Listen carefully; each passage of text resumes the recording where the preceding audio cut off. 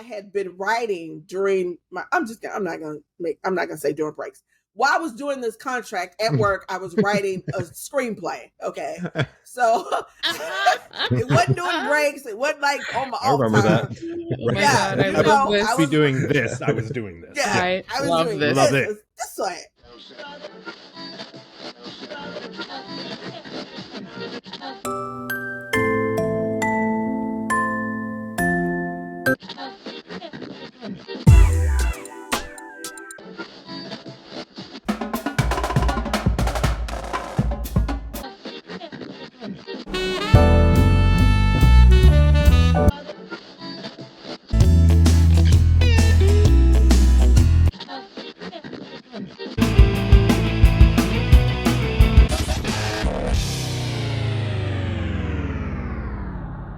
Hey, everybody. Welcome to A Life in 6 Songs. I'm your host, David Reese, and I'm joined by my co-hosts, Carolina and Raza. Hey, y'all. Hello. Oh, man, I am so excited to bring you another episode of A Life in 6 Songs. We're having just an absolute blast doing these interviews, and so I hope you all out there that are listening and watching are enjoying it as well. And if you are enjoying our conversations, let a friend know. Don't be stingy and keep us all to yourself. Spread the word. For those of you new to the podcast, just to give you a little bit of framework here, each week we embark on an epic adventure to find the songs that are stuck to us like audible tattoos that tell the story of who we are and where we've been in order to help us figure out where we're going. It's a life story told through 6 songs. All right, our guest today is June Johnson, and I'm going to pass it on over to my co-host, Raza, to give us a little introduction. Go ahead, Raza.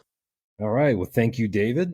And it's my great pleasure to introduce my good friend and colleague, June Johnson.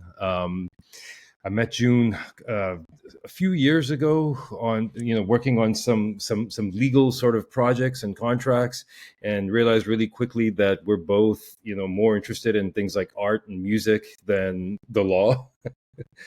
And when I got to know her, I realized that, well, she's a minister, she's a screenwriter, she's a certified yoga instructor, and I figured that what better person to introduce to our 6-song community and see where this conversation goes. So June Johnson, welcome. Yay! Thank you for having me, David, Carolina. I am honored to be here. So excited to have an authentic discussion. It's missing in society. Nobody wants to talk, so I'm ready. Awesome. Yeah. And that's the plan with this show. We want to have these conversations and talk about things we might not otherwise talk about, right? It's not about just liking the same music, but it's about, being human, and we all connect to music in similar ways. And so we're going to tell those stories. And so June, to kick off, before we get into your 6 songs, just briefly, tell us what role music has played in your life. I'm going to say that music has been a soundtrack of pivotal moments in my life. My earliest memories, my dad, growing up in Memphis, Tennessee, my dad used to be in a band way back. And although I never heard him play an instrument or anything like that, he was kind of like the hype man. So growing up, my dad always had music going. He always had kind of musical people. My dad's side of the family is very, very musical, full of artists who just go get a 9-to-5 because they don't believe, art is something that can sustain you. But my dad always would have gospel music playing, Marvin Gaye, anything like that playing. And really, I just remember pivotal points in my life where, music is in the background, but something significant is happening. So that to me is kind of where I put music. It's almost like my life to me is a movie, and things happen in that space. And then music is that underpinning right underneath it.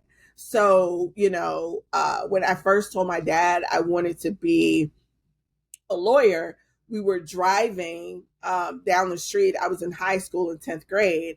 And I don't don't know why I remember Jodeci was playing, but it was like Forever My Lady. And I'm like, Yes. this doesn't match with what I'm saying, but but if you listen to the music, it's like this very dramatic, part in there.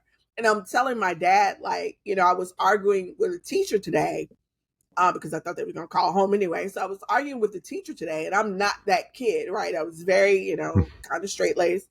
And I said I was taking up for someone, and the teacher was wrong. And the girl who I was kind of taking up for said, "You sound like a lawyer." And I thought to myself, before that time, I wanted to be a teacher, because that's who I knew. I knew teachers, I knew nurses, I knew, my mom was a teacher and a librarian. So I wanted to be a teacher. And so I said, "Dad, do you think I could be a lawyer?" Like, she said that is something, I don't know. And he turned to me and he said, in Jodeci's playing, and he's like, "That's what you're meant to do." I always thought that. That's what you go for. You're meant to be a lawyer.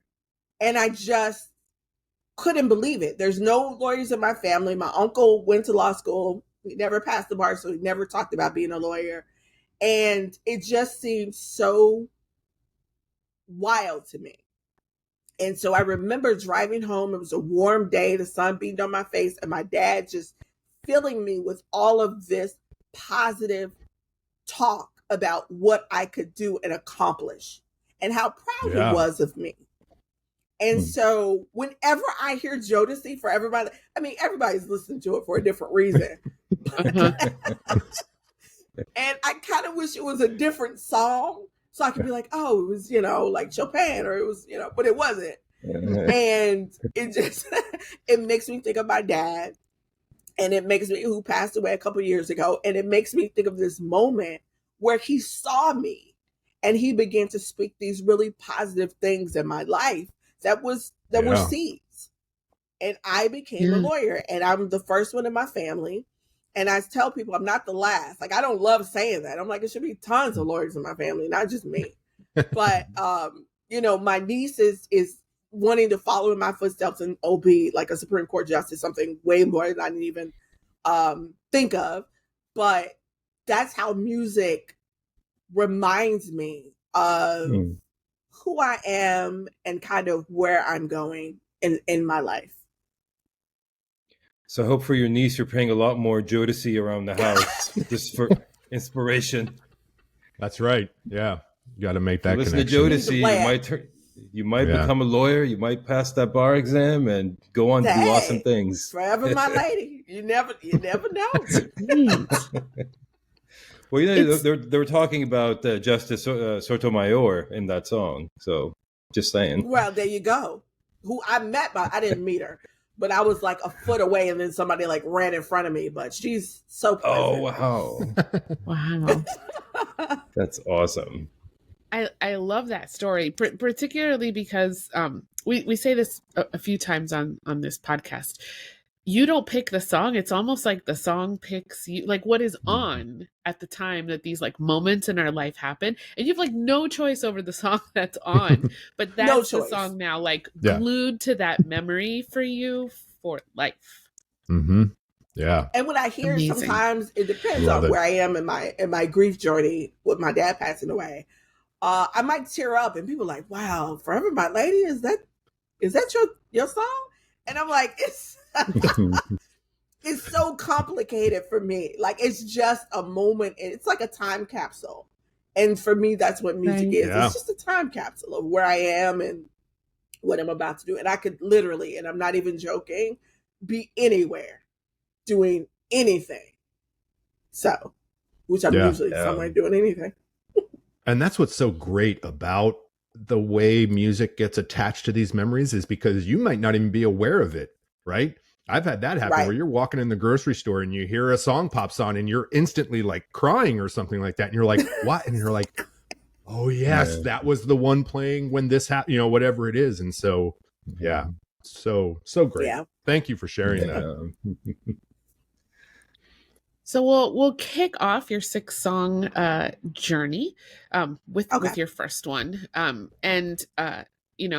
love that you shared the role music plays for you with this like beautiful story about just a time with you and your dad. And him having passed away, I'm sure has been difficult. Sometimes music can help pull us out of difficult situations, brighten or lift our spirits or our day. So for your first song in question, what's a song that's helped you through a difficult time or a situation? And what was that situation, if you're comfortable sharing? The first song, I'm going to actually look at the chat and see what I wrote, because I've thought of another song and I was like, stop, don't change it. Don't change it. But it was Yolanda Adams. Yeah. And that was when I was in law school and I really wanted to quit because it was harder. So law school is not college. And I didn't have a problem in college. Like I was like, college, woo! Because I didn't have I love to read. So that's really what college is, right? It's just like you reading and giving the professor what they hope you're paying attention to, what you read, right? Law school is not that. So I went in law school the first day with like a little pad and a pen and, hey, here I am. And it literally punched me in the face. It was like, this is a professional school of study. You have to go study, which I didn't really have to study, right? Like in high school or in college, you don't really have to study. You get it. But law school was like going to a foreign country and learning the language. And that's what I had to do. I had to learn the legal language. And I wanted to quit because I had taken a quiz and contracts, my law school, University of the District of Columbia. My professor for contracts like had quizzes and all this other stuff because it was such a hard course and I failed it. I was like, oh my God, like I couldn't remember when I had failed something. And I wanted to quit. I was like, I don't want to do this. I'm smart. Like I started thinking I had like dyslexia and all this other stuff. And I was calling my mom and I was like, I think something's wrong with me. Like I don't get it. I can't retain it. And she was like, if you want to quit and come home, you can do that. But remember, you quit and now you're home. And I was like, what? And she was like, you quit. Yeah. So you'll have to make your bed. You'll have to, and she just started listening. I was like, oh no. No. Oh, that's great. Quit. Yeah. She was like, so you quit. So you're not going to be a lawyer. You're just going to be, kind of whatever. And you'll have to, we'll drop you off at work. Well, it's just, the way she pictured it, I was like, okay, let me call you back when I'm a lawyer. So I had, I was already a Christian, but I wasn't going to church as much. So a friend of mine invited me to church and I just started like going to church and pray. And I'm not even joking, like hard, like, Lord, don't let me go home, please. I've already signed for these loans and my mom is not joking. Like she is going to baby me and it's not what I want. So I was I was doing a legal brief and I was listening to the radio when people used to do that. And Yolanda Adams, yeah, came on. And it was like, if God asked me to do something, I'm going to say, yeah. And I feel like that was a moment in my life where I had to say yes. Yes, nice. I am learning something new. I'm afraid. I'm anxious. Everyone seemed smarter. Everyone seemed like they were born lawyers. I felt out of place, but I'm going to stay in this. Yes, I'm not going to quit because a guy that I used to sit next to, we were having fun, laughing. He quit, but he was so smart. And it seemed like everybody down my road was quitting. And I said, when I heard this song, I say, yeah. I say, yeah, I'm going to stay in it. I'm going to believe that God is going to let me be a lawyer for whatever that means, that on the other side of this, I'm going to accomplish the goal I set out to accomplish. And that's what where every time I hear that song, I'm just like, yeah. Nice. Let's take a quick listen. Let's take a listen. Talk on the backside of it. Here we go. Yolanda Adams. Yeah. The question in my head, all the issues in my life keep holding me back. Can I live up to the standard? Seems so hard to do. Then you tell me, take my hand, you'll help me make it through. Oh, you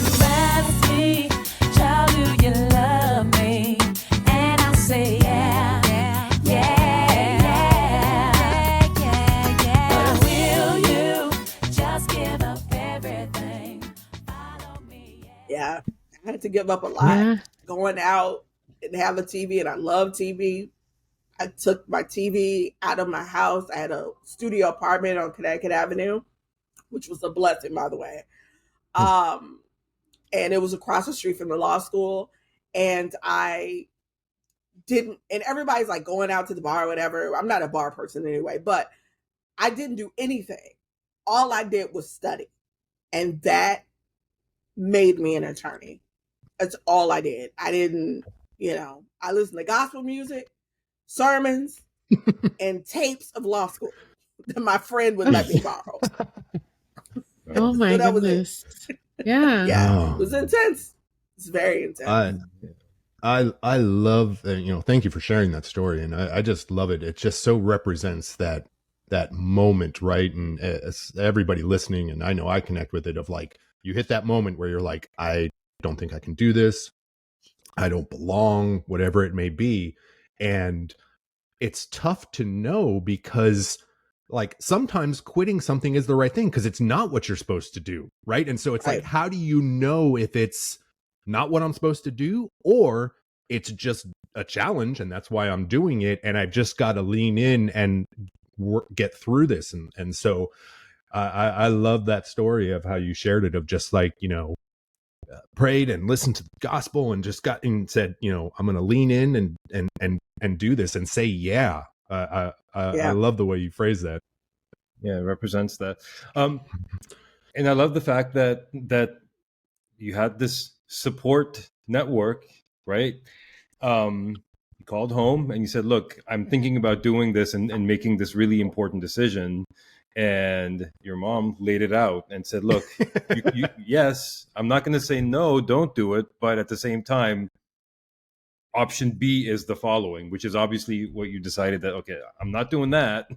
So I'm going to do what I need to do, take the right action, which is, I guess it sounds like you got rid of all the distractions and all the, put yourself in a different mindset, and put in the work. And obviously, you completed the task that you set out to do. And I never felt like I belonged. I didn't. Thank you. Right. Thank you. Nobody claps for lawyers, but for listening, I was miming applause. For anyone listening, they're like, "What's going on? What's going on?"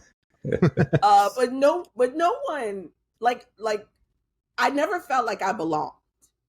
Right? I during law school, I didn't feel like I belonged until graduation. Well, I earned it. So a lot of times you get into a new endeavor and you're like, I'm waiting for that moment where it's like, this is it. Usually that moment doesn't come and you have to push through something uncomfortable anyway. Like, you don't get these epiphany moments all the time. Sometimes you get it at the end of a pursuit. For me anyway. Yeah. I never felt like I always felt like I was watching other people. I never felt present in what was happening. Yeah. So I had to remind myself that, no, this is for you.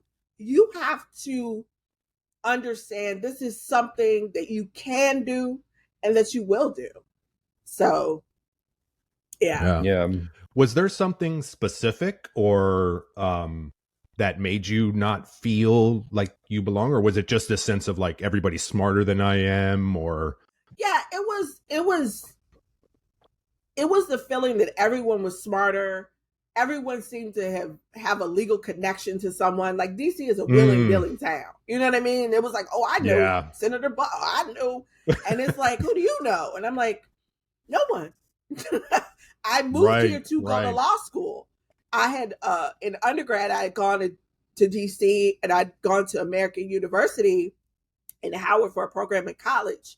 And I was an intern in DC. And I said to myself, I'm going to move here because I love this city. And I still love DC. But I didn't know anyone. I didn't even have really an acceptance letter to law school when I left college and moved. And my parents were like, what are you going to do? And I said, I'm going to be in law school. They were like, well, where's your acceptance letter? I was like, it's coming. You got to apply. And I had already applied, but then I studied abroad. But I just had faith, like, it's coming. So, but I had to be in DC. And my parents were just like, fine. Like I love them. They were great parents. They're the parents I needed because I didn't have any tangible proof. I just moved. Right. And thankfully I got accepted. But minor detail, right? Yeah. Minor details. You know, I live my life. I'm gonna go. If I feel it, I'm going to go. I'm going to do it. And then the details will work themselves out. Sometimes that's been great, and sometimes it's been not so great. Yeah. So Right. I totally get that feeling like an outsider perspective, especially in law school. And I don't know. It might have something to do with the whole like being like creative, or having this capacity for doing other things, but then also knowing that look, art is kind of it's sometimes it works, sometimes it doesn't. Right. Yeah.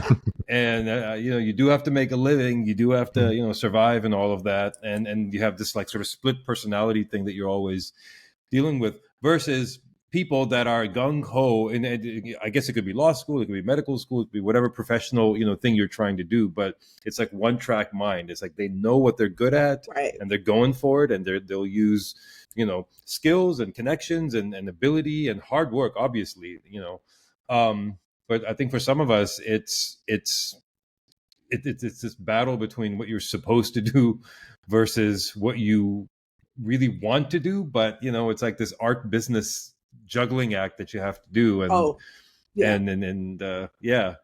it's difficult, but again, I'm glad you got through it. I mean, you did what you needed to do. You buckled down and you put in the work, and and you said it was between I wanted to go to film school after college. I had been doing theater from high school. Like, theater saved my life because I went through a period of depression as a teenager. And one of my mentors was a theater person, a professional actress. And so she would just take me along to stuff. I don't even remember how we met, to be honest. That's how long I've known her. And so I was doing theater, and I did theater in college. And theater fed me, right? I loved it. It was just, I loved it. And I told my dad, I called home and said, hey, Dad, and this is another moment. We were not listening to Joe. I said, Dad, I'm a major in theater. He said, no, you're not. So you're not going to, no. I said, no, I looked at I can do it. He said, you can't live off theater. Do you know any actresses that, because the actress, my mentor was actually a teacher, and she did theater on the side. So that was kind of okay. But when I said I want to devote my life to this, no. So it was like, I meant political science and theater. Like, I'm going to do both. He was like, oh, that's great. That's great. So artistry wasn't really, even though there's a bunch of artists in my family, it's not respected. They would much rather say, this is my cousin, the lawyer. This is my cousin, the artist. No one ever says that. So it's still chartering that unknown territory and still saying, because now I'm a creative. I'm both. I'm a layer of things. I'm not just one thing.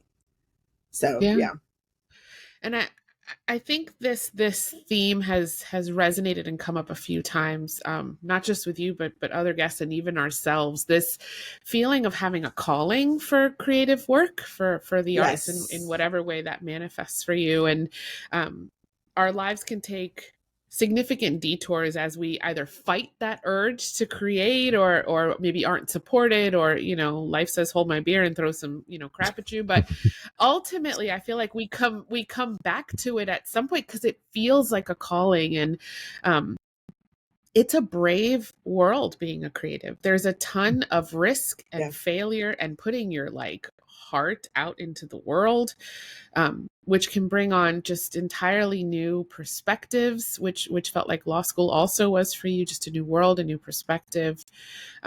I'll transition us to our second song because it has a little bit to do with that. What's a song that opened you up to an entirely new perspective, and how did that happen?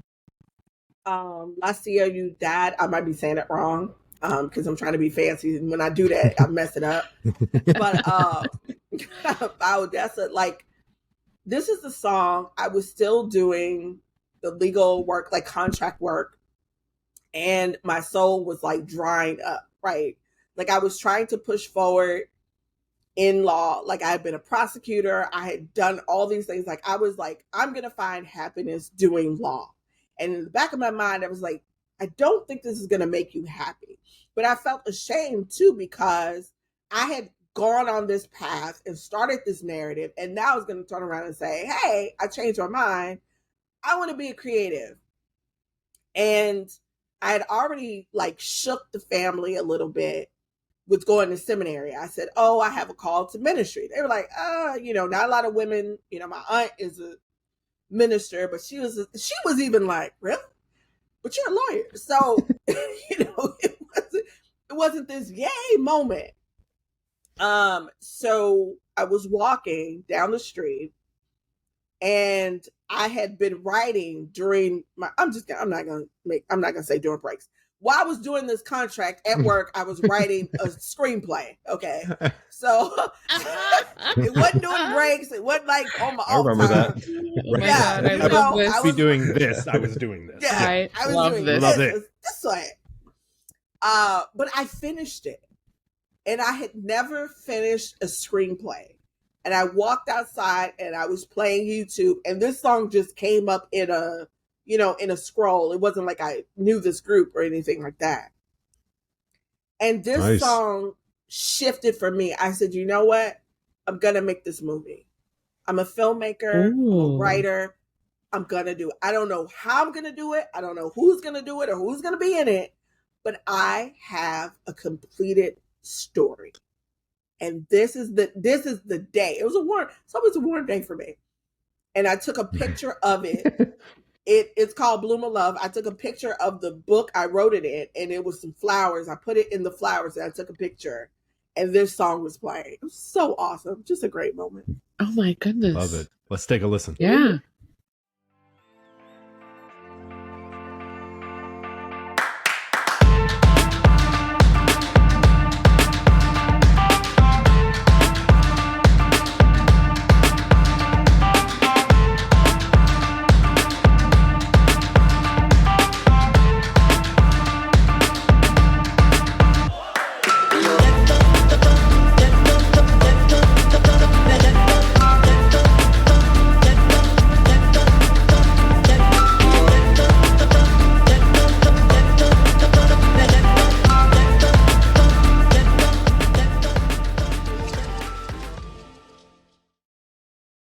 I love that beat. That Like, beat that's is really crazy, good. That's right? a good beat. You have to That's be a great almost- beat. You have to be like driving a car in a foreign country on winding, like it's something like that. Yes. Right. But I happened to be walking down L Street, and I was like, oh, I'm a writer. This is it. This is it for me. Like, I don't know how I'm going to get out of this legal part, but I'm going to do it.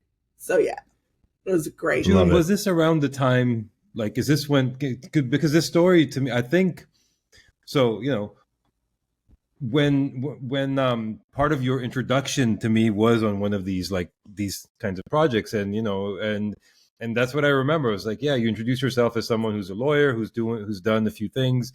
Tennessee, I remember, and then you're like, yeah, by the way, I wrote a screenplay. So was this around that same time? This was around that time. Okay. It was around that time. Yeah. Because I'm just like, You said very matter of factly. It's like, Remember? Yeah. like, I This wrote is a around that screenplay. I wrote a You know, screenplay, and yeah. I think you were the only one. You and my dearest friend Benisha were the only ones I had told. And I told you because I didn't know you, so you couldn't be like, "What?" You were like, "Oh, that's amazing!" I was like, "What a great response!"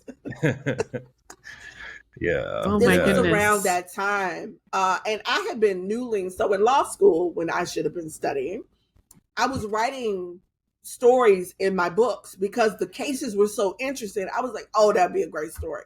Like, how did they get Oh here? my How did they God. do that? Oh. Right. So you can, Oh, love it. yeah, when I should have been like listening, But I tell people the gifts that you have, they're not going to go away. This is why people are in jobs that they hate. This is why, life seems to be this like long road and it's no light is because you're squashing the light, doing something you're not supposed to be doing, doing something that maybe is either time out for it, you're not supposed to be there, or you've pushed yourself, you're a square peg in a round hole. And that happened to me. Yeah. Like, I was supposed to practice law. That was a part of my life. But then it was time to shift to something that was already within me. But I was a lawyer, right? I walk in, I'm a lawyer. Everybody like, hey. I walk in, I'm a writer. They're like, okay. You know? Yeah. But I'm like having a moment with this story, and I'll tell you why. Because, you know, sometimes this path, like, we don't know why we're on the path, you know, but when you said that, like, you're doing the lawyer thing, but you're also, like, you know, being exposed to all these stories and, you know, things that are happening in people's lives, like, one, what a just source of inspiration for story writing. But then two, I was like, she's going to manifest this for herself. And then as a lawyer, she's going to negotiate the most kick-ass contract for the sale of that screen, that script. Hey. And then I had to ask you, I was like, are you going to put this song in the score of the movie when it happens? You know what? First, I receive all of that. So thank you. I'm taking that in. I am manifesting because I have so many stories that, and some of them are for sale. Whoever wants to contact me, yes. But I would love to work with them and create, because now I'm a fan of them, right? Like, now I just like hopelessly like listen to all their stuff and I want to go to one of their shows. Either I'll put it in a score because I have a story about a mechanic who solves mysteries. See, I said I wasn't gonna say it because if somebody take it, I'll be mad. But anyway, but he solves mysteries, and he because he was a World War II vet. That's how he gets over into Europe, and he can fix anything. And he, you know, murder happens, and he's always around and all that kind of stuff. But this song, I don't know how this song will fit, but it's almost like when he's in the chase to get the bad guy. It's this, I always see this song. So I definitely will use it. I just finished, which I'll plug at some point shamelessly, Bloom of Love, which is the screenplay I wrote. I just finished the full feature-length movie of it last month. Wait, what month is September? The end of last month. We just filmed it. All these months are running together. Oh, I yeah. June the other day. Listen, I know. It's like, wait a minute, what time is it? But I just finished it. So that's years in manifestation. You know, I had to get the crew, I had to get the cast, I had to get, you know, the locations, but thankfully I was able to do that. So yeah, that story's not for sale. I already finished that one, but I got plenty more.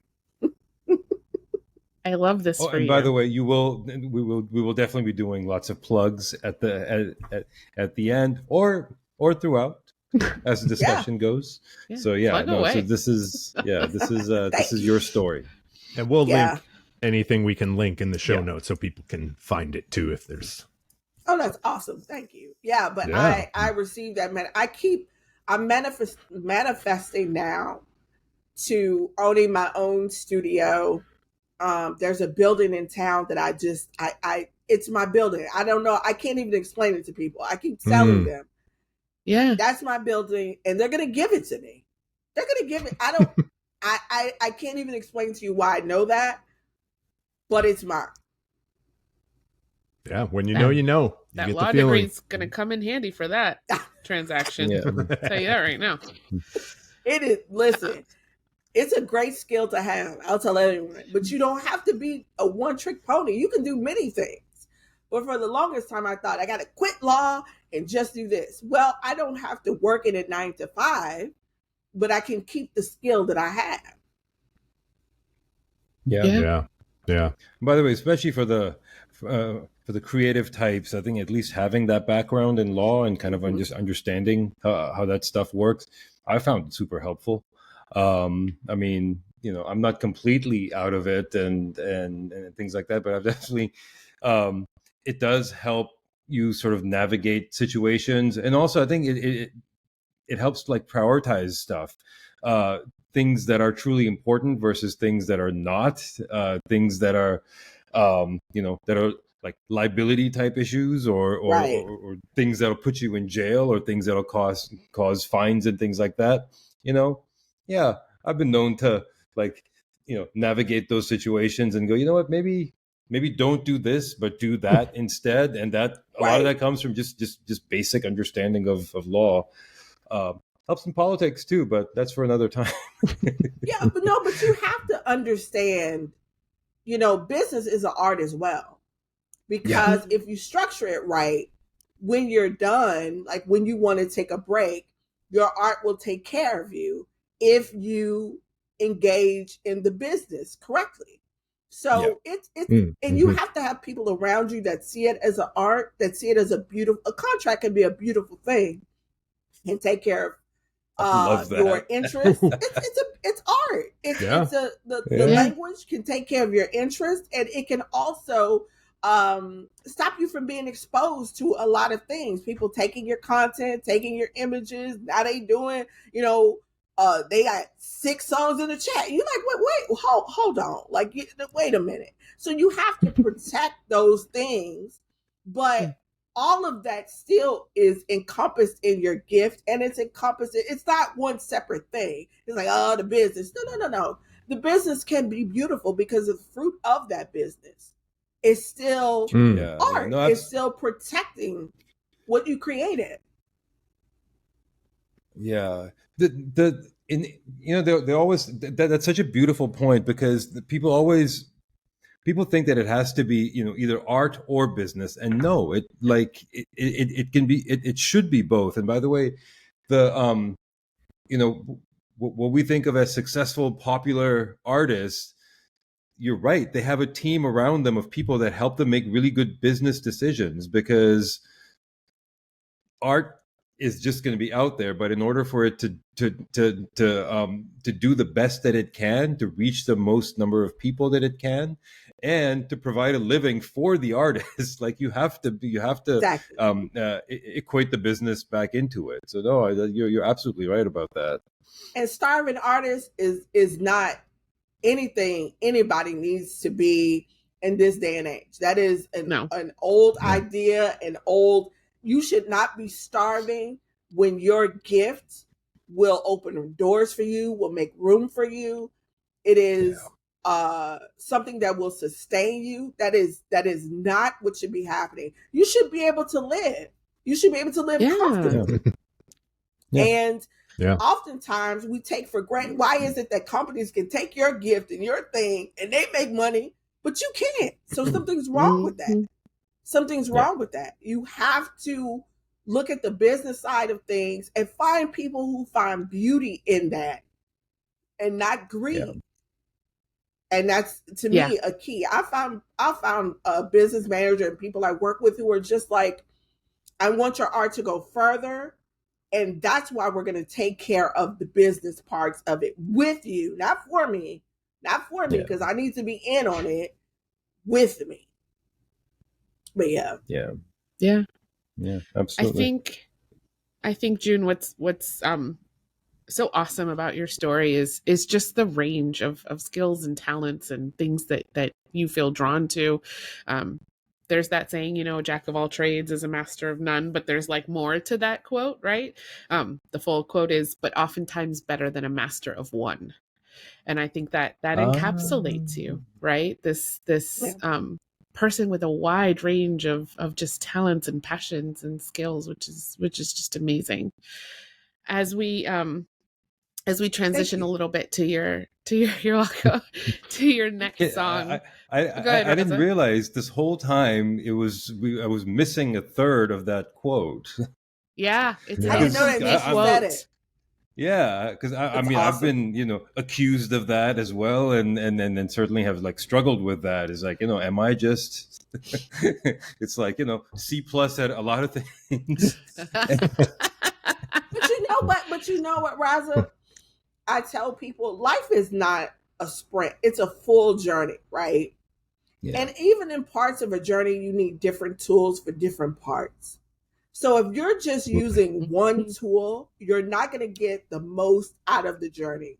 You need to be flexible. You have to be nimble. You have to pick up things and learn things. It doesn't mean you have to. Now, let me tell you, there's some things I really didn't need to do at that time. Like I used to sell insurance. It's just a random. I was talking to somebody one day and he was like, "You would be a great salesperson." I said, "You know, maybe I would." And I was selling insurance. That was not the right time to do that. It was, but what I learned was I love talking to people. That's what I got out of that experience. And also, we all need to have insurance.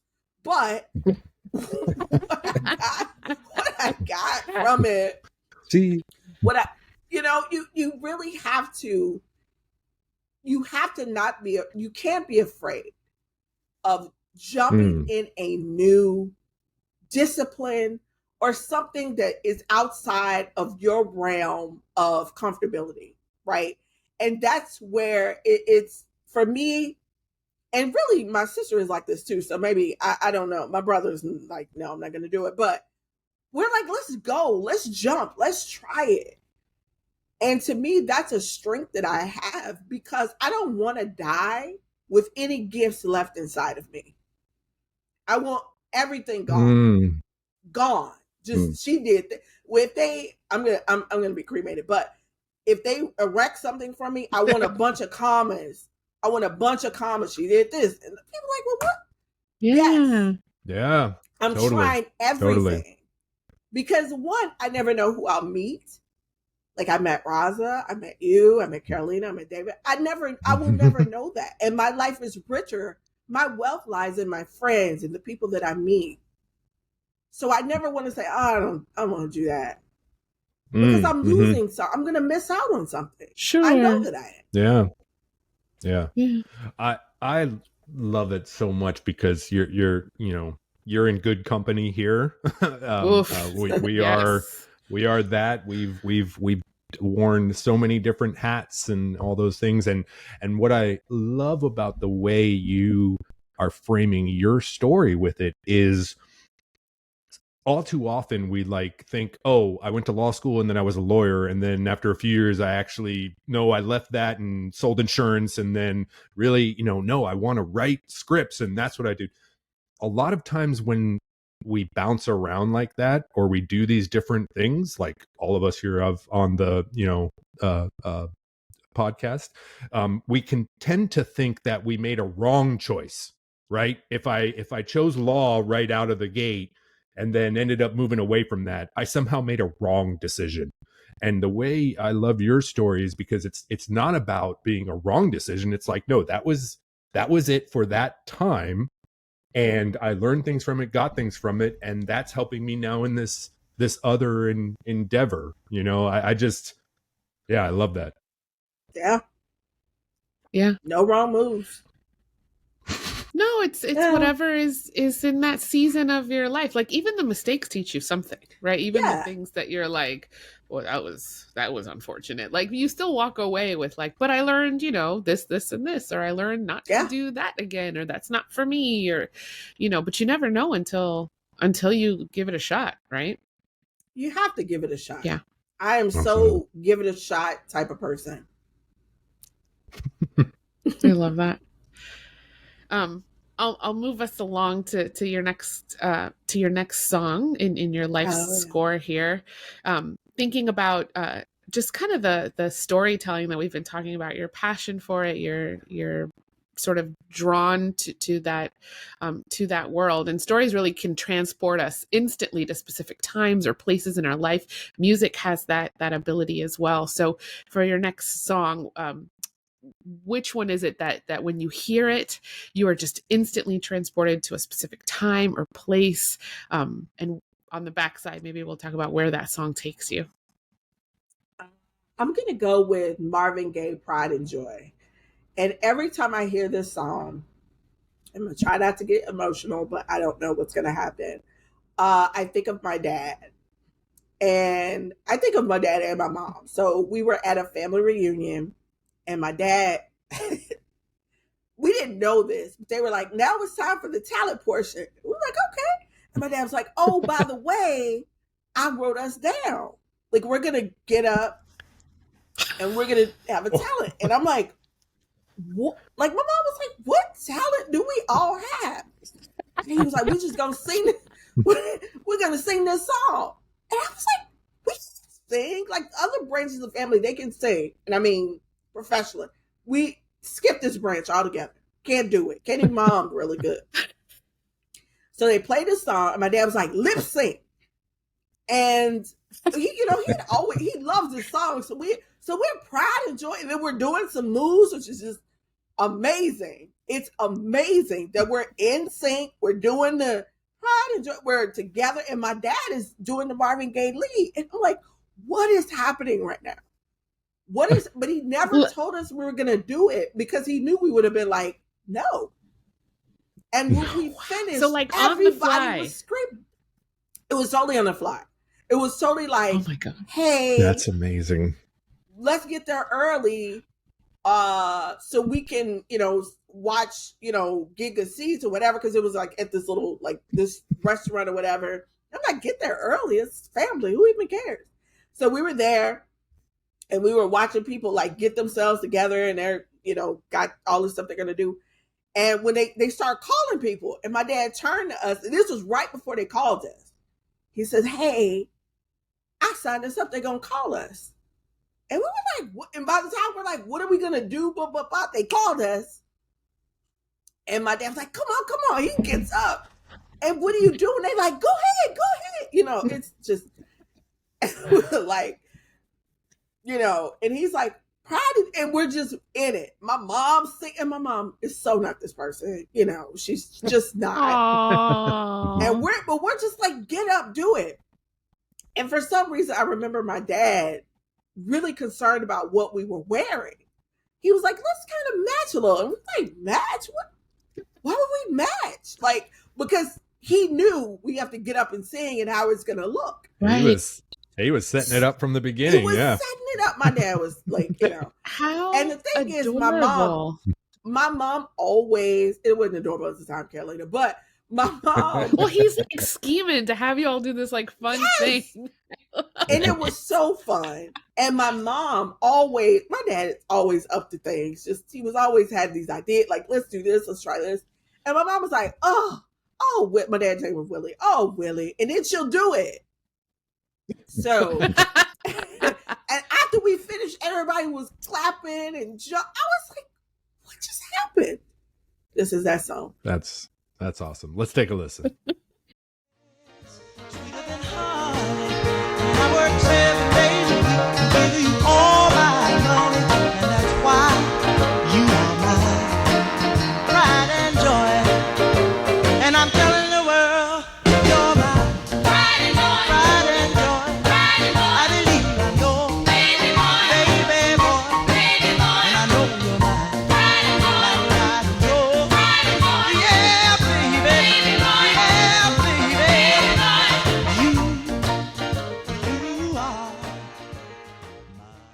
Oh, yeah.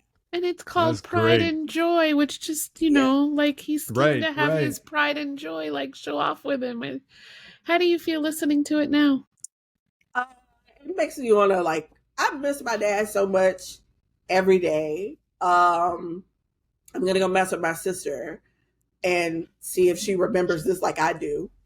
But it makes me, one, proud to have grown up in the family that I did with the parents that I did.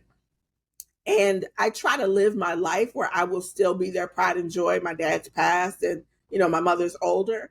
But even regardless, my ethos is to forever be their daughter and to be their pride and joy, whether they can see me or not. And so every decision I make, I think, okay, well, my parents, would they have to go to church?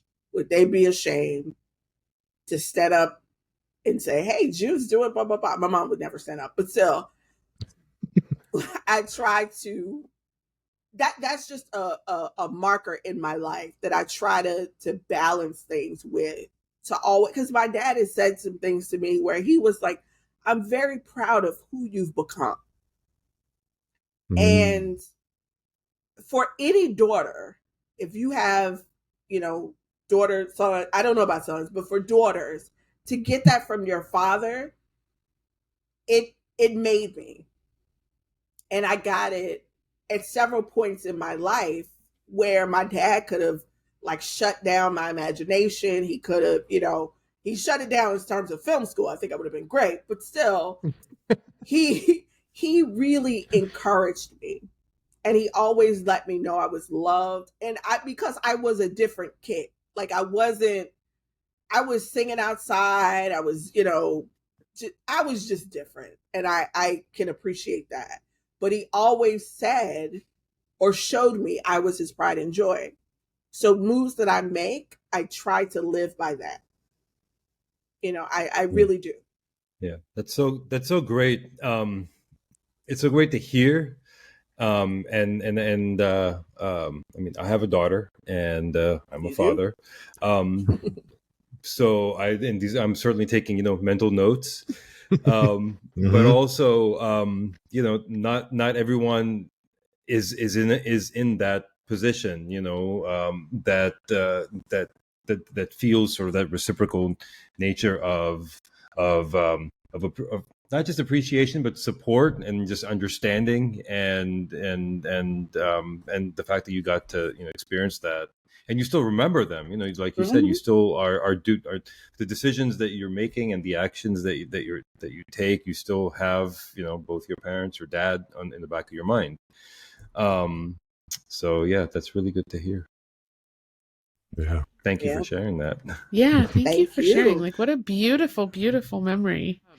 What's a song that sometimes just like really connects you to an activity that you might have done? It could be a book, a location, a trip, something. What's that song for you? Carolina, I really want, and by the way, I love your name. Everybody I know that has the name Caroline, Carolina, like they've been so important in my life. Like one of my in my movie, the mom is played by Caroline, who I absolutely love. So that's why I'm like, Carolina, I'm supposed to be here. I love that. I'm gonna say Lauryn Hill, Everything is Everything. And it is because at several points in my, first of all, I'm a Lauryn Hill fan. I feel like I will work well with her. If she's watching this at any point in her life, contact me. If you just want to talk, we'll go get coffee, or I'll fly to wherever you are in the world. But I was studying abroad when I was in a senior, fourth year in college.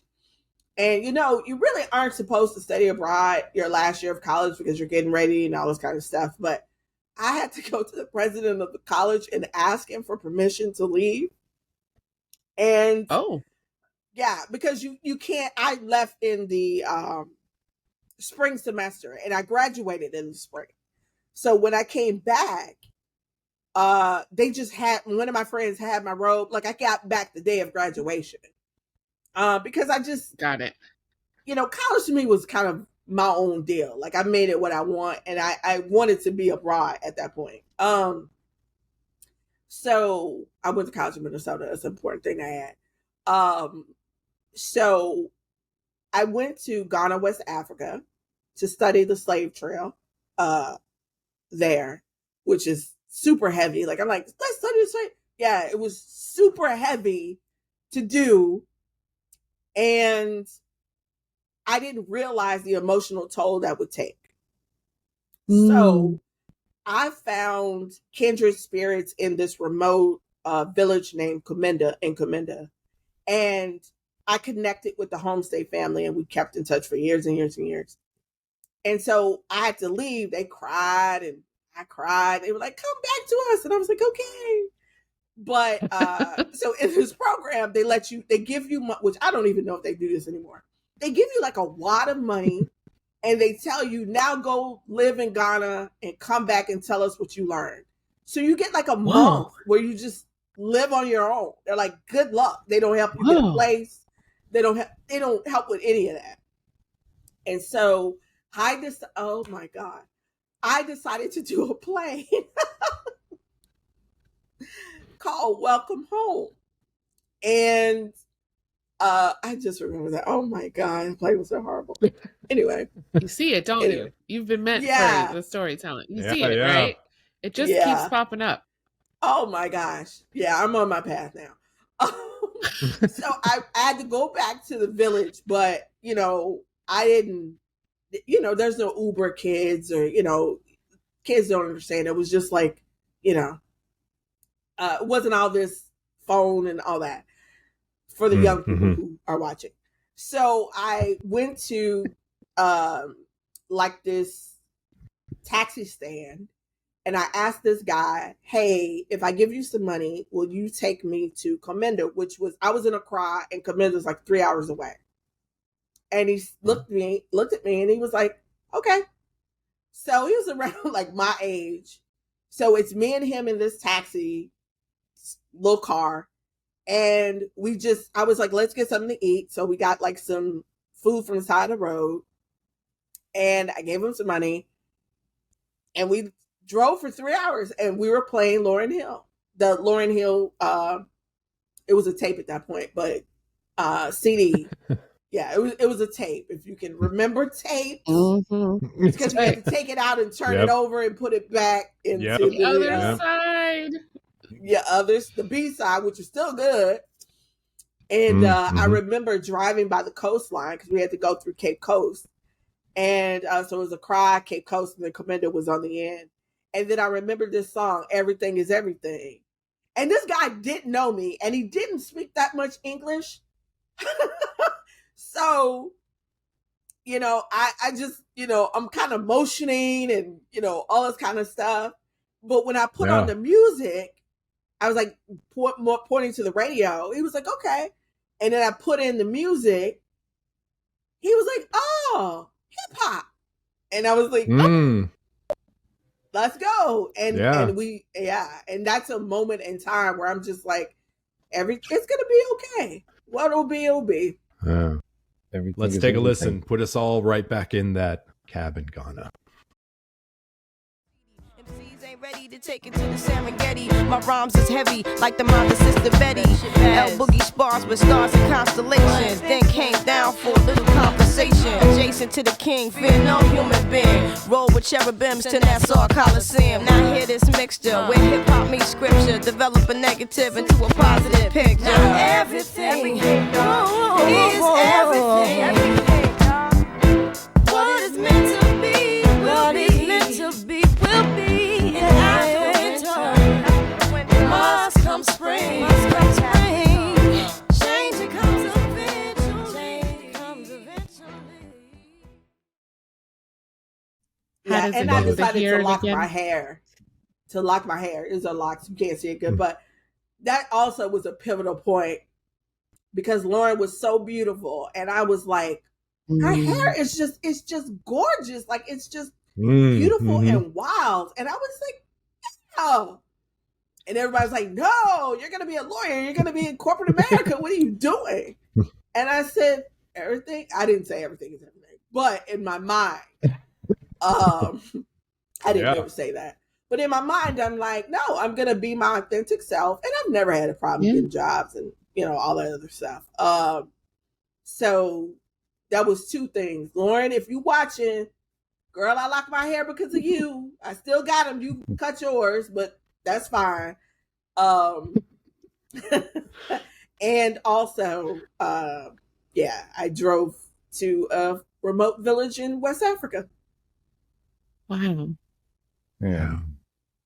I love that that she's going on tour again, just because Lauryn Hill to me has one of the most just beautiful voices. It's so beautiful. I'm going. Yeah. I don't care what time she gets there. I'll have to take off work the next day. Whatever. I'm gonna go. I just feel like that project that she did is such a moment in time. Like I remember where I was, what I was doing. And to me, it wasn't the old hip hop because I love hip hop, right? But okay, I couldn't do the gangster rap. I couldn't listen to that because I didn't live that life. Like, shoot or what? Like, no, I didn't live the super wealthy bling, all that kind of stuff. Like, no, so where do I fall in this? I love the music, but where is my story within this genre? Where is it? I couldn't find myself anymore. So I stopped listening to rap for years. My sister loved it, but I started listening to, and it's, I started listening to like Enigma and, stuff like that without words, because that's where I was. Like, I was going into a discipline where everyone talked all the time. So in my music, I didn't really want to hear a bunch of talking. I just wanted to hear sound. Like, just give me music. Let my mind rest in that.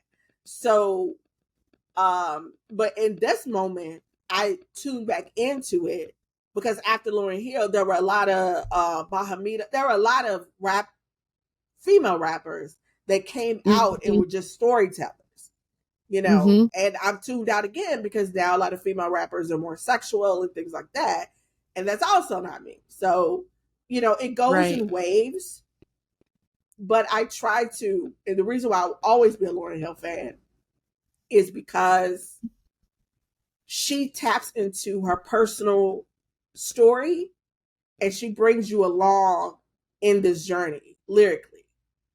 And so I'm for that. Like, she's not like, I got a bunch of cars and I don't have a bunch of cars. I have one high performance vehicle. That is it. And for me, I think that, I'll always be a fan of hers and I'll always find myself in her music.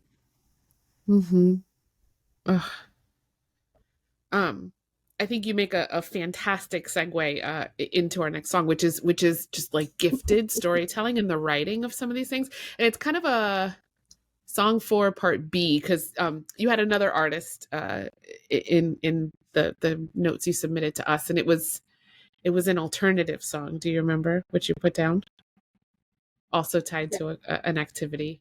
It was Alanis Morissette. Oh yes! Oh my gosh! Yeah. We'll do it a part B, the other side of the tape. That's right. We're gonna flip the tape over. Flip it over. Yep. Alanis Morissette, which I completely forgot. So thank you for reminding me. Anytime I hear "Isn't It Alright," first of all, Alanis Morissette ruled the '90s in that era with Jagged Little Pill. Like, if you didn't know Jagged Little Pill, if you can't remember where you were when everybody decided we're angry, we're gonna wear it's kind of like a top from the Gap and some regular cargo pants, and that's it. Then I don't know how old you are, but you're not my age. And like a knit cap, and we're good. So when I heard this song, first of all, this was my freshman year in college. And away from home, I went to college with my sister, who's a year ahead of me. And, but it was also like going to college by myself because she would be like, leave me alone. And then I wouldn't see her for like a couple weeks. So, I went to Gustavus Adolphus College. It's in St. Peter, Minnesota, very small, liberal arts, Lutheran college. And so I'm coming from Memphis, Tennessee, and now I'm in St. Peter, and it's the total opposite of everything. Midwest. Oh, yeah. Midwest.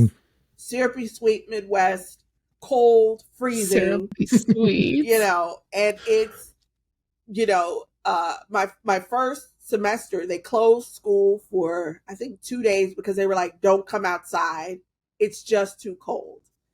And I said, where am I? Whoa. And why am I here? What did I just do? What did I just do? Why?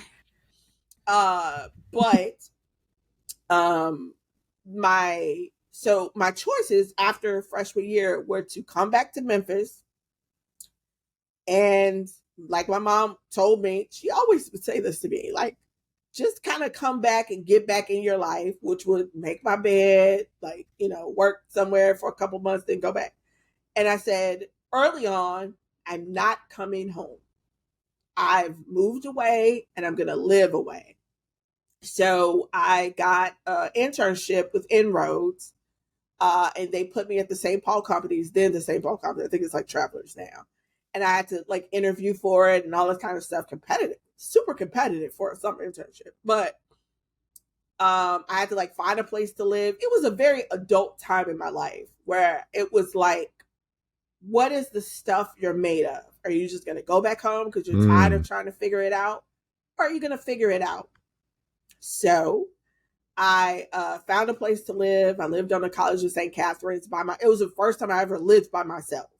I had a job. I had to get to work. I had to take 2 buses in the Twin Cities because it was actually in St. Paul.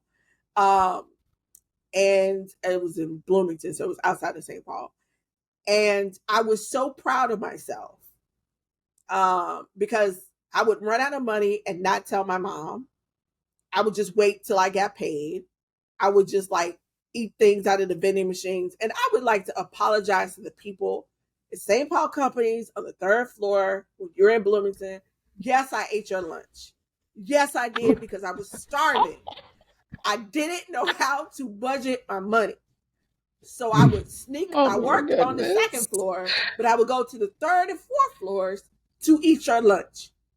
Whoever you are who had those lean cuisine lasagnas, I ate them. I apologize. One time I tried to put it back, but again I got hungry and I went back and got it. So I apologized. I ate it. Oh my goodness. It sustained me. And I did also drink a soda in there. And I didn't even like it because it was diet, but I was just hungry. Yeah. So this song reminds me of the time where I decided to live as an adult. Not like taking people's stuff, but I will be honest. I'm only sorry because people think of it as stealing. I think of it as communal. If you put something in the work fridge, come on. That's how I feel. Because I've had people take things from me and I'm like, that's part of the game. That's how it goes. Don't put it in there if you don't want it. Don't put it in there. I just love we tend to always think if someone takes your food in the communal fridge, it's just someone being an asshole or something like that. Right. I love the way you explained it, because if like now I'm just always going to assume that someone needed the food, right? David. Someone. Yes. Yeah, and like, yes. That just changes the view of it so much, right? Like, When hey, I'm glad my food could keep me going. If I look at it this way, if I said, David, I am so hungry. I have like 50 cents until Friday, and today is Tuesday. All I have is a bus pass, 50 cents, and a go get it attitude. May I have your lean cuisine in the refrigerator? I'm gonna go get your lunch. Be like, June, take everything. Take it. Just take it. Yeah. If I knew there was like a college intern hungry, take it. Let me tell you something. I was starving, and I still remember how hungry I got like weak because I was that hungry, because I couldn't figure out how to like get my groceries and make it last. And that's something you're figuring out as a young adult. Young adults, I get it. You're starving. Yeah. You're hungry. I get it. The point is, thankfully, there's some people who decide to bring a bunch of lean cuisines and put them in the freezer. And I felt like this is God helping me. I can't put it on God though, because, I didn't ask. That part, I guess, was wrong. But it sustained me. And when I interned, I'm not just trying to throw this out there, but when I was in DC, I interned at the White House. And the best thing they had was sack lunches in the refrigerator for interns. I don't know if they still do it, but by God, you still need to, because interns are starving. They don't have enough money. Yes. This song reminds me of that. Absolutely. Yes. Yeah. Feed Let's listen. your Let's interns. take a listen. Write that down. Yeah, feed your interns. Feed your interns. All right. Here we go. Alanis Morissette. Ironic. All you need is a knife. It's meeting the man of my dreams, and then meeting his beautiful wife. And isn't it ironic? Don't you think?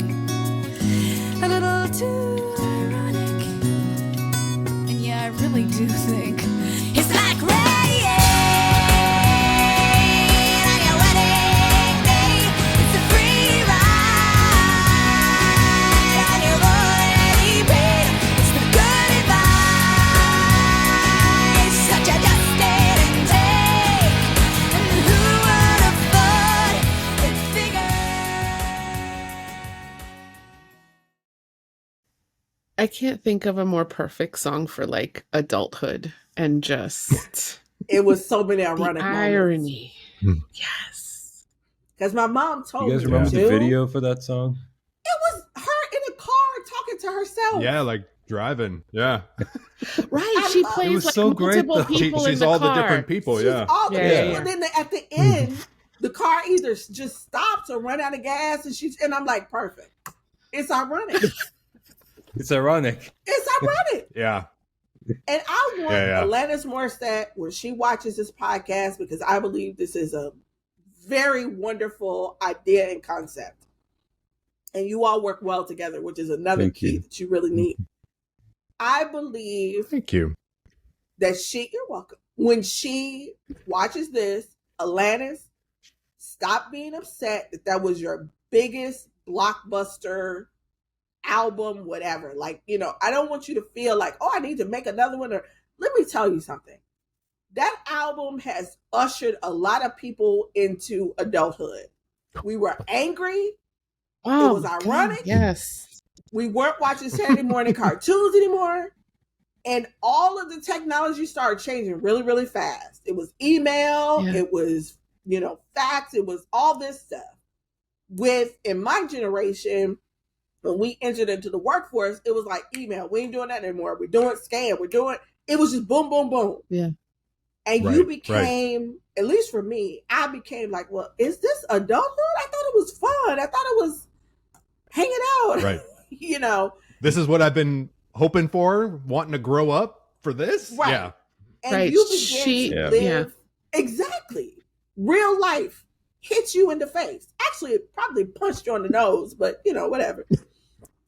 And to me, if she goes around and tours on this, it's gonna sell out. I'm going twice.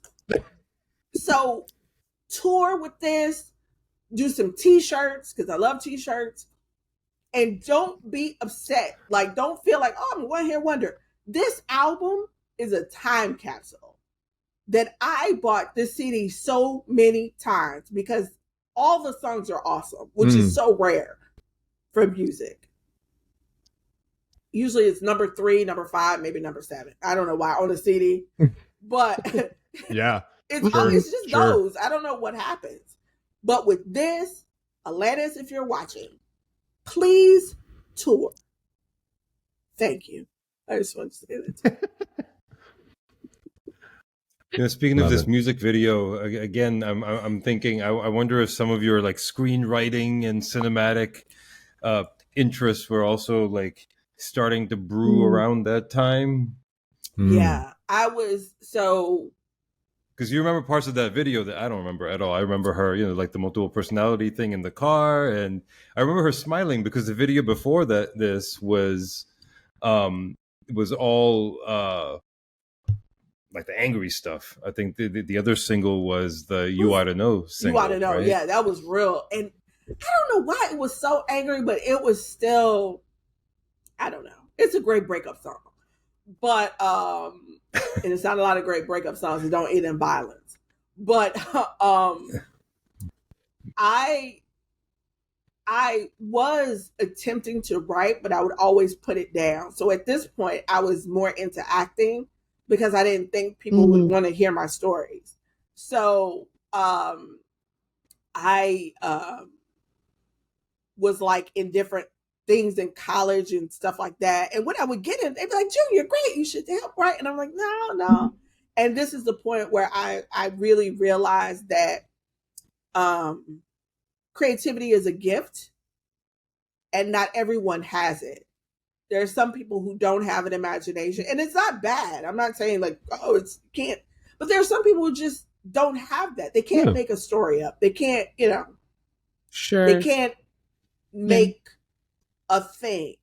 It can't sit and think, oh, what? I'll do a podcast and I'll have this and I'll do, like, some people can't do that. And so I actually had a professor to tell me, this is a gift. So don't take it lightly. It's not going to run out. It's not going to, you don't shake it and, oh, you did 3 things, it's over. It's always in you, but don't treat it with that. It's not something you should protect and something that you should be careful with, if that makes sense. Sure. Sure. I learned that during this time in college, because I would do different, little student productions. Student productions is like, be angry, we're just mad.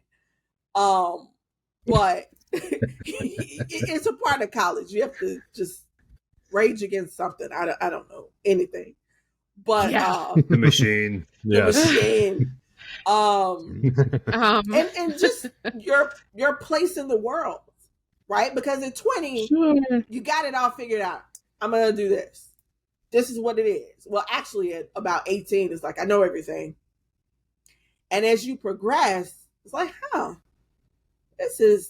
you start getting into the muck and mire of emotional choices and decisions, and you really start losing some of that naivety and some of that youthful joy that you used to have at not knowing things, at not knowing how the sausage is made in parts of your life.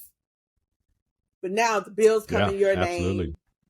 You're getting into serious endeavors of marriage, kids, and it's getting real. It's getting real. Yeah.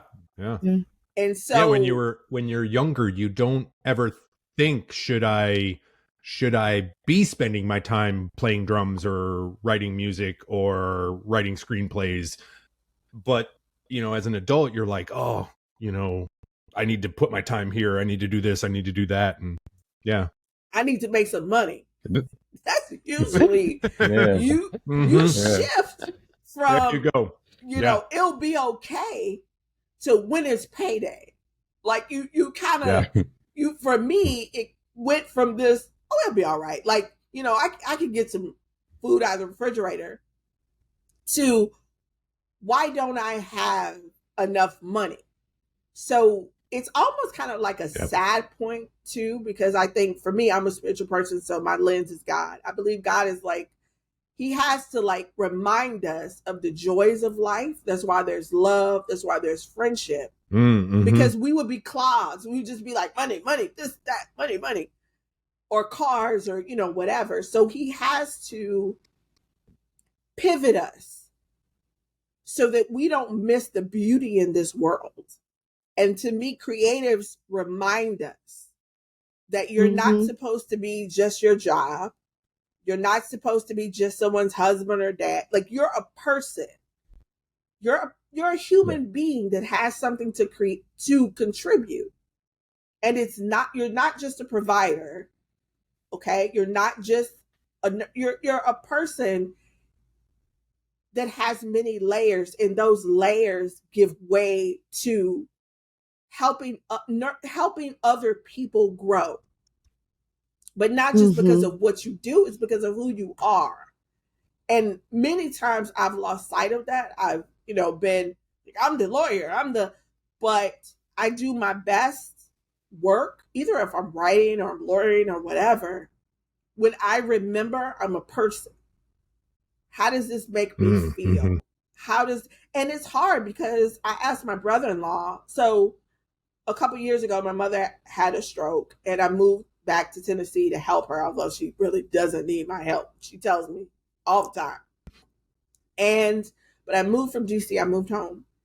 And so it's been about 2 years. So I was asking my brother-in-law, I said, hey, do I seem joyful to you? Because that's how people would remember, like, talk about me. And I asked him, it just came up in my mind. I was like, I don't seem joyful. And he said, you haven't been joyful for some time. And I said, uh-oh. Well, first, like what? Yeah. Because life, watching my mother be sick, watching my father pass away, watching these life issues, it drains me of that carefree. Now I'm like, I need to spend more time. I need to do this. I need to do that. I need to have the money to take our own trips. I want to do this. And just like that expends the joy energy that I have.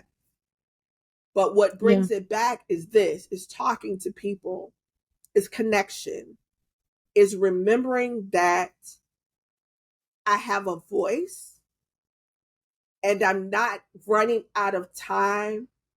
I'm using my time with the best way I know how. The best way I know 100%. Yeah, all we can do is the best we can. I think I've loved learning so much about you and your story and your range. You're like just this super interesting and eclectic person with all of these gifts and passions. It does lead us to our last song for you, which is a hard pivot from the other genres and music that you've shared with us, and it's associated actually with a perfect moment when everything just felt right. I'm going to preface by saying that as the host, we are dying to talk to you about this song and where it came from. So go ahead and just give us the name. David will play it, and then we'll talk about it on the other side of the clip. So this is, come with me on this little short journey. It's Friday the 13th, the series, the themes. It's just the theme song. So when I was growing up, my mom used to have this thing called Girl Night. My dad worked at night, and my mom would obviously be home with us. It was me, my sister, and my brother was older at the time. So he was out doing, I don't even know what, he was gone. So my mom would bring home ice cream, and she'd be like, Girls Night. She would always say that. And we would get in her bed, and we would watch these shows that were probably too adult. Now that I look back at it, like, what were we watching? But that's the 80s. That's what you did. You just, whatever. Ratings were more of a suggestion. Like, hey, you probably should be, but, whatever.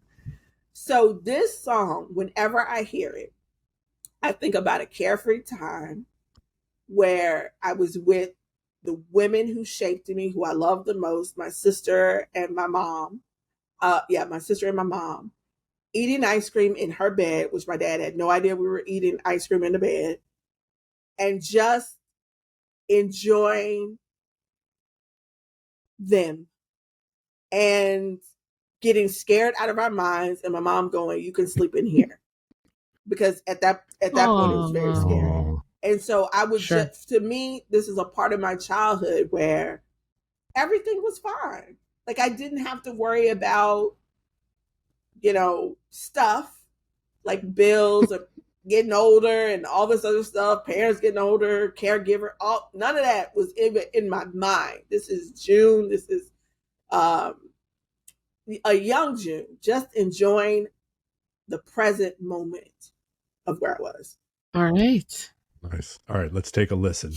And this was such a good find in the sense of like you went deep with this that we've got to pull it up on YouTube because I couldn't find it on Apple Music and stuff like that. So give me a second while I pull up the screen. Did we mention the series? It is the Friday the 13th series theme song. Correct. So not the movies. There was a series at one point. Yeah, not the scary movies. They were very scary. All right, here we go.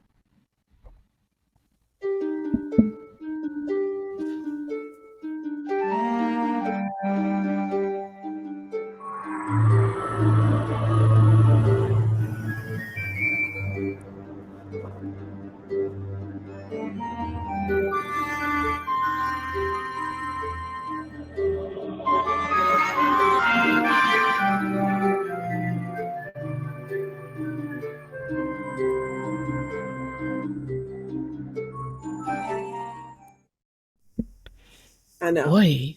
Nice. Yeah, it's when I hear it, I just think of us all together, smushing together. My mom going, "It's just a show," because the theme song even now makes you like, oh, but oh my god, yeah, it's like and now that you watch it, it's like this is crazy, but it's my mom. It's just that moment where we're gonna do like girl chat, we're gonna do girl talk, and she just listened to our ridiculous day of 10-year-old, however it was at that. It was like 10, but whatever I was talking about that was so important, I had to say. Yeah, it's just a moment in my life where I'm just like, everything was great. It's fun. So when we first saw that song on the list, we're like, okay, what? I think that was the first, and I was trying to, I've your connection to the show is through me, so I was actually trying to, think if I could maybe provide some context or background, and we were thinking, well, maybe it has something to do with the world of cinema, and sort of exposing her audience to maybe like the horror genre or some inspiration from Jason, and now completely ironically, it's such a wholesome it's such a wholesome context that we had never expected, and it's so cool actually. I know. I wasn't gonna put it in there, but I was like, I want to be truthful because I'm glad you did. So glad you did. It. I like if I'm having a hard day, I will listen to it's on YouTube where it's just the theme song. And I was like, other people must just connect to this. So I will hit it and I will just be listening to it. I'm like, okay, all right, and I'll listen to it all the way through. The little nooks and crannies of our lives that make us who we are, and all of our just yummy little tidbits. I love this stuff. I'm so glad you included it. Yeah, and I my sister,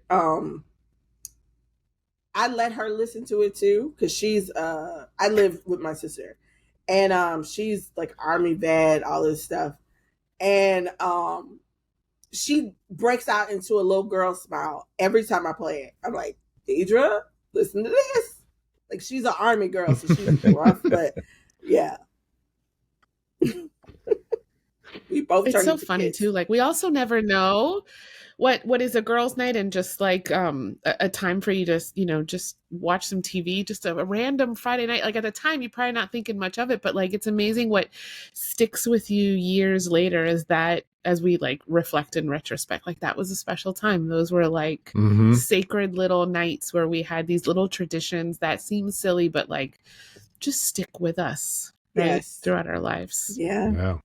And as a parent, you it's so easy to be like, no, we don't have time for that right now or whatever. Just get ready for bed or something like that. And realizing to slow down with the younger, the people that are around us, because those moments are going to be those ones. And they might find themselves, decades later on a podcast telling the story. Right. And so take those times. Y'all out. Y'all would think this is when I was running through the woods and somebody was after me. But it's a wholesome, movie of time in my life. Yeah. But as I would encourage, I'm not a parent. I'm a super aunt is what my niece called me, which I love. But love it. What I try to tell my sister, because parenting is active, you're in it. You got to stay on with kids. They'll But I try to tell her, don't miss the moment. When her daughters are talking to her about something, she's like, okay. And I'm like, don't miss this moment, because they're this is a moment for them. So it's always my prayer in everything for parents that you don't miss the moment. That there's a moment where it's just, it's almost seems like a throwaway moment, but this is a pivotal part of their development, and good parents rarely miss it. Because I used to do abuse and neglect of children law, which is horrible, but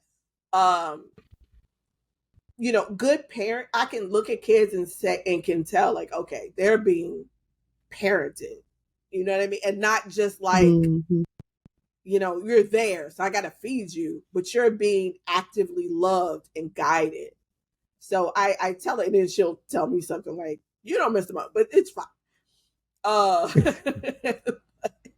But I try to tell Oh my my sister, goodness. my brother-in-law that I was like, it's the little small things. It's Mhm. family trips. Nobody ever really remembers those.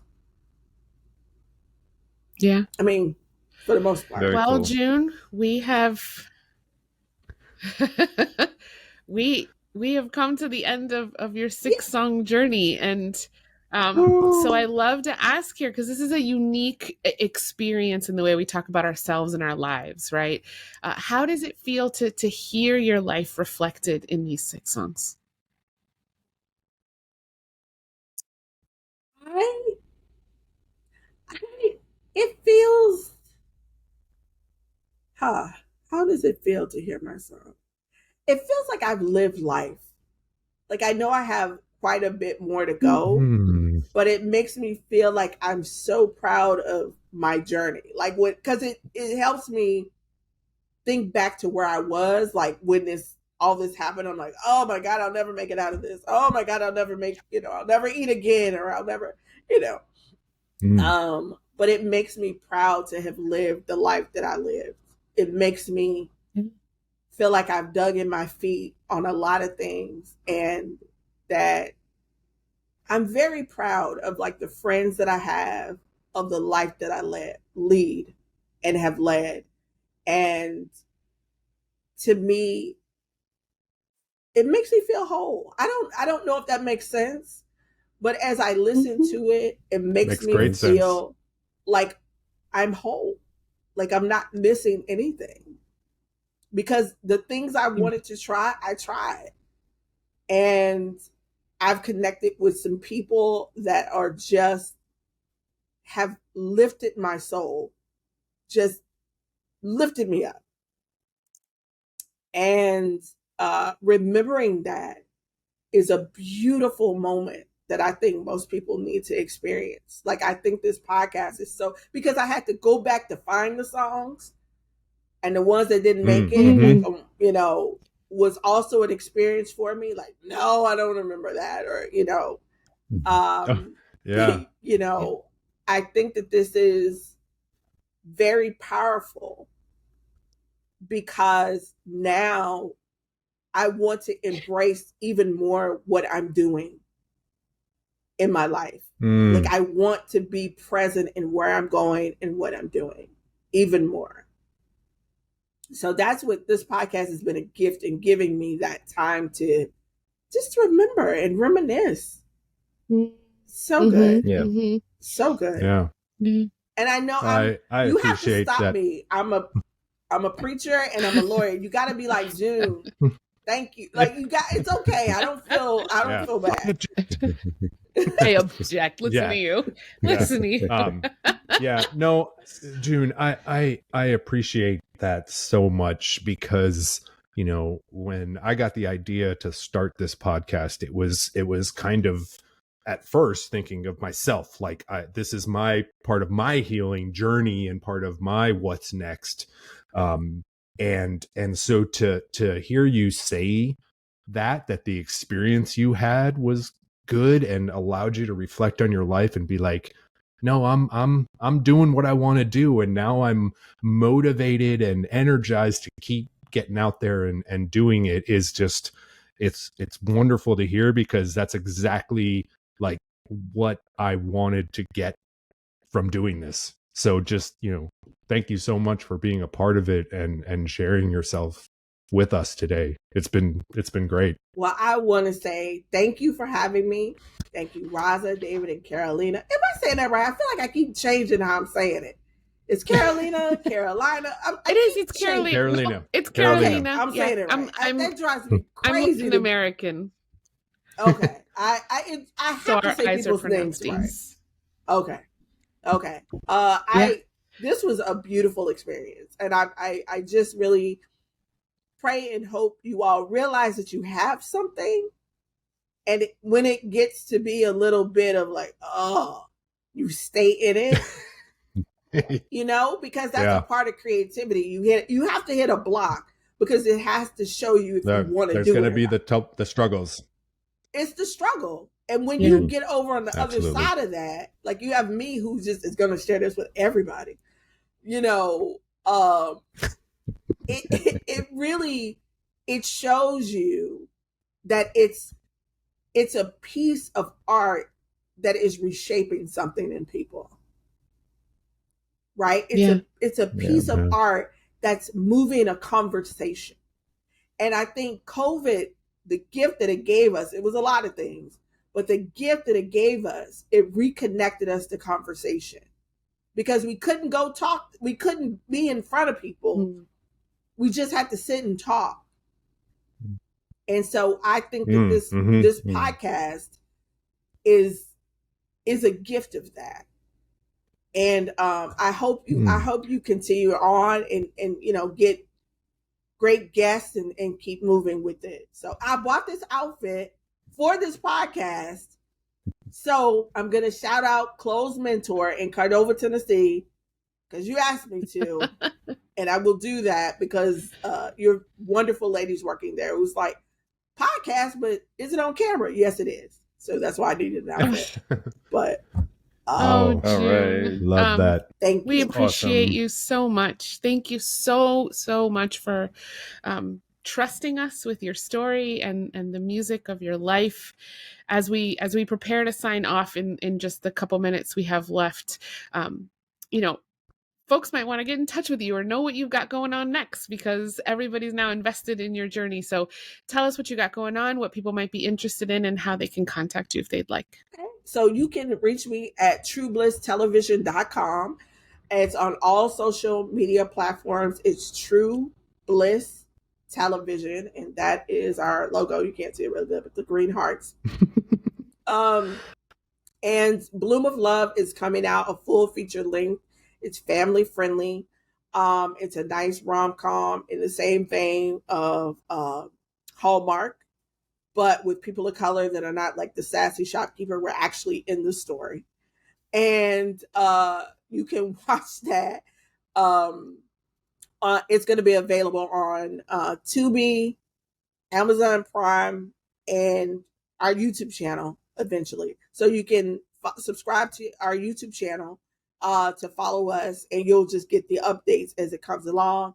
And you will be able to watch the second movie, which is Recipe of Love, which we'll start filming that in June. So we're just going to start dropping our full feature lengths. And it's just relaxation TV. It is no cursing. It is no sexual innuendo. It is something you can watch with everyone. And at the end is a positive story. The girl gets the guy, the guy gets the girl. That's it. It's no, I wish they would have. It's none of that. It is very, very lighthearted. Nice. So I appreciate this time to just talk to you guys and rattle on about my life. I appreciate that.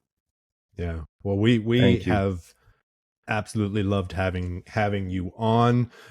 We will get all of that information also linked in the show notes. So to all our listeners or viewers, if you're watching on YouTube, go down in those show notes and click those links and support June and what she's doing. All right, everybody. Thanks for listening. Remember to like and subscribe if you've liked what you've heard. Share it with a friend. Bring other people into this conversation because, like June had mentioned, it's about connecting. It's about community. It's about conversation. So don't hoard us just for yourself. Share us with your group. And with that, we will see you next time. Thanks for listening.